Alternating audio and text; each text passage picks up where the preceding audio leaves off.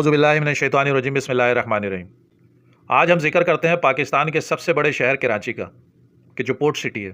اور جو پاکستان کو ہی 75% ریونیو جنریٹ کر کے نہیں دیتا بلکہ سندھ کو بھی 98% ادا کرتا ہے۔ وہ اس وقت مسائل کے حوالے سے پاکستان کے ہی نہیں دنیا کے بھی ان چند شہروں میں اس کا شمار ہو چکا ہے کہ جہاں کی پولیس سے لے کر ہر وہ ادارہ جو اس کے شہریوں کو بنیادی سہولتوں کی فراہمی کا ذمہ دار ہے وہ کرپٹ اور رشوت خور ہو چکا ہے۔ گورننس نام کی کوئی چیز اس شہر میں نظر نہیں آتی۔ اس شہر کا حال ان دو تھانوں کی حدود کی طرح سا کا ہو گیا ہے کہ جہاں کی بیڈ گورننس یا کوئی بھی انفراسٹرکچر کا مسئلہ دونوں تھانے دار اپنی حدود سے باہر کا وقوع یا مسئلہ کہہ کر ایک دوسرے کی کورٹ میں بال کو پھینکتے رہتے ہیں۔ لیکن اگر اس شہر کے وسائل پر قبضے کا معاملہ ہو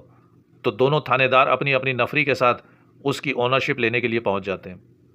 اس سیاسی، معاشی اور انتظامی جنگ نے اس شہر کے رہنے والوں کی زندگیاں اجیرن بنا دی ہیں۔ گاؤں کوٹھوں سے بھی بدتر زندگی گزارتے اس شہر کے لوگوں کی دماغی کیفیت انتہائی تکلیف دہ ہو چکی ہے۔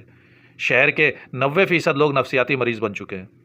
وہ شہر جو کبھی سیاسی حوالے سے لیڈنگ رول پلے کیا کرتا تھا، جس کی وجہ سے حکومتیں بنتی گرتی اور چلا کرتی تھی،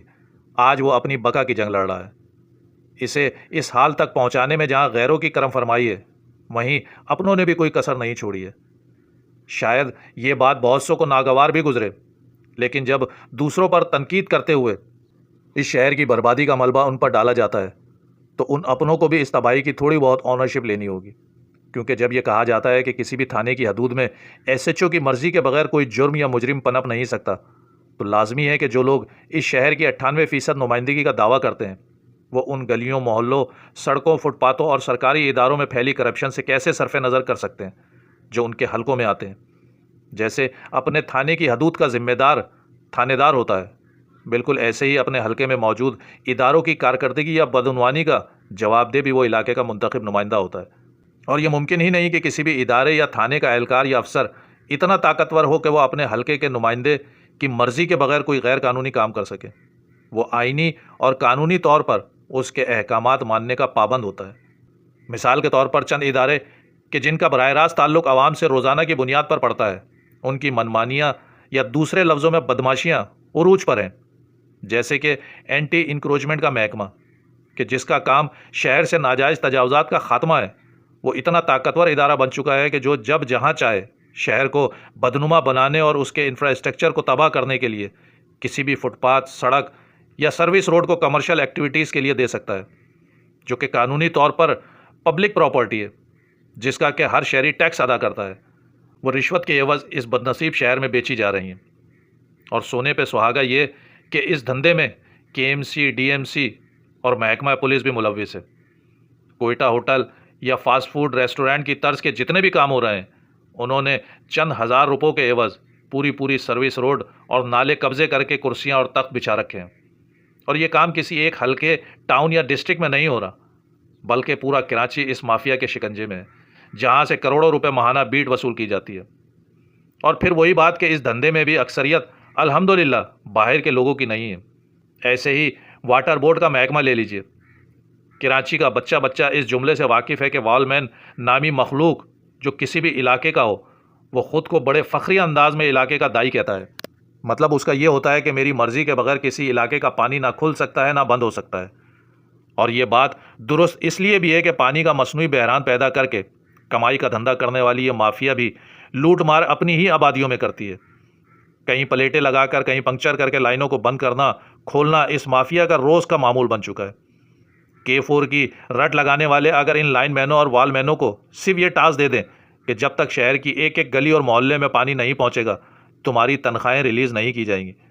تو یقیناً میں سمجھتا ہوں کہ کم از کم 70% شہر کو پانی ملنا شروع ہو جائے گا۔ لیکن اس کے ساتھ ساتھ کچی آبادیوں میں غیر قانونی کنیکشن کو منقطع کر کے ٹینکر مافیا کو بھی لگام دینی ہوگی، کیونکہ حیرت کی بات یہ ہوتی ہے کہ کسی بھی علاقے کا منتخب نمائندہ یا محکمے کا افسر جب اپنی نااہلی یا بے بسی کو چھپانے کے لیے پانی کی کمی کا رونا روتا ہے یا پریشر کم ہونے کا بہانہ کرتا ہے تو وہ اس بات کی وضاحت کرنے سے بھی قاصر ہوتا ہے کہ اگر پیچھے سے پانی کم ہے یا پریشر نہیں ہے تو ریگولر آبادیاں جو نیچے ہیں وہاں تو پانی نہیں آتا، لیکن ایٹ دا سیم ٹائم وہی پانی پہاڑوں تک جو اونچائی پر ہیں بنا رکاوٹ کے پہنچ جاتا ہے۔ اور شہر کی 2000 سے زائد کچی آبادیاں جہاں غیر قانونی ناجائز کنیکشن ہے وہاں بنا کسی بل کی ادائیگی کے پراپر طریقے سے پہنچایا جاتا ہے۔ بالکل ایسے ہی اس شہر کا ایک اور ڈاؤن کے الیکٹرک کا محکمہ، جس کے لیے لفظ بدماشی یا غنڈہ گردی استعمال کرنا ان لفظوں کے ساتھ زیادتی ہوگی، اسے تو معاشی دہشت گرد کہا جائے تو درست ہوگا۔ یہ محکمہ اتنا طاقتور ہو چکا ہے کہ اس کے خلاف بولنا بھی غداری کے زمرے میں آ جاتا ہے۔ یعنی ملک کی سلامتی کے الیکٹرک کی سلامتی سے جوڑ دی گئی ہے۔ وہ کہتے ہیں نا کہ ساری خدائی ایک طرف، جورو کا بھائی ایک طرف۔ کچھ ایسا ہی حال اس وقت کے الیکٹرک کا ہے۔ کوئی بھی حکومت ہو، وفاق کی یا صوبے کی، وہ اس کی معاشی دہشت گردی کو روکنا نہیں چاہتی، یا شاید اس کے بھی پر جلتے ہیں۔ ایک ایسی کمپنی جو اس شہر سے جبری بھتہ وصول کرنے والی سب سے بڑی مافیا بن چکی ہے، وہ بھی اپنی طاقت اور صلاحیت کا استعمال ریگولر آبادیوں میں ہی کرتی نظر آتی ہے۔ لائن لاسز کے نام پر زندگیاں اجیرن کرنے والی اس مافیا سے کوئی پوچھنے کے لیے تیار نہیں کہ جب لائن لاسز کا سارا ملبہ عوام پر ڈالا جاتا ہے اور سبسڈی کے ذریعے بھی تمہاری ناجائز خواہشات کو ہر حکومت آنکھیں بند کر کے پورا کرتی ہے، تو پھر لوڈ شیڈنگ کا عذاب کیوں؟ کچی آبادیاں تمہاری معاشی دہشت گردی کی پہنچ سے آج بھی دور ہیں، کیونکہ وہاں سے بھاگنے کا بھی موقع نہیں ملتا، تو لہٰذا ان کا بوجھ بھی پانی کی طرح ریگولر آبادیوں پر ہی منتقل کر دیا جاتا ہے۔ مزے کی بات تو یہ ہے کہ یہ اور اس جیسے دیگر بے لگام محکموں کو عدالتوں سمیت لا انفورسمنٹ کے ادارے بھی لگام نہیں ڈال سکتے۔ وہ جو ایم کیو ایم پاکستان کے خواجہ اظہار الحسن صاحب نے سندھ اسمبلی میں ایک نظم ارشاد فرمائی تھی کہ آؤ مل کر کھاتے ہیں، اور وسیم اختر صاحب نے جو ایک بات آف کیمرہ کی تھی کہ ہم سب اندر سے ملے ہوئے ہیں، اور پھر محترم جناب آصف علی زرداری صاحب کا یہ مشہور جملہ کہ جمہوریت ہی بہترین انتقام ہے، یہ سب ملا کر پڑھا اور سمجھا جائے تو مطلب صاف اور سیدھا یہی نظر آتا ہے کہ کراچی کے لیے سب نے مل کر، سب سے مراد آپ اچھی طرح سمجھ گئے ہوں گے کہ یہ متفقہ پالیسی اختیار کی ہے کہ آؤ مل کر کھاتے ہیں، گیت خوشی کے گاتے ہیں۔ خواجہ صاحب سے معذرت کے ساتھ میں تھوڑا سا اس میں اپنا ان پٹ بھی دے دیتا ہوں کہ سب کو یہ سمجھاتے ہیں، مل کر شہر کو کھاتے ہیں، اپنے اور پرائے کیا دھندا سب چمکاتے ہیں، 4 دن کی چاندنی ہے کیوں وقت اپنا گنواتے ہیں، ایک ہی مقصد ایک ہی منزل مل کر اقتدار بچاتے ہیں، نسلوں کا مستقبل چھوڑو اپنی نسل بچاتے ہیں، سب کو یہی سمجھاتے ہیں، آؤ مل کر کھاتے ہیں۔